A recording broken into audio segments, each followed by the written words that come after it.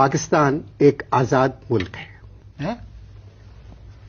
पाकिस्तान एक आजाद मुल्क है। पाकिस्तान एक आजाद मुल्क है जी।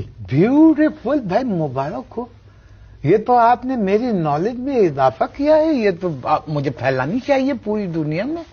क्या बयान दिया है आपने भाई, वाह वाह वाह। एक मिनट, क्या कर रहे हैं आप? एक मिनट। हाँ वकार, सलाम अलैकुम भाई। कुछ पता चला तुम्हें? पाकिस्तान एक आजाद मुमलिकत है। जी जी, अनवर मकसूद ने अभी बताया है।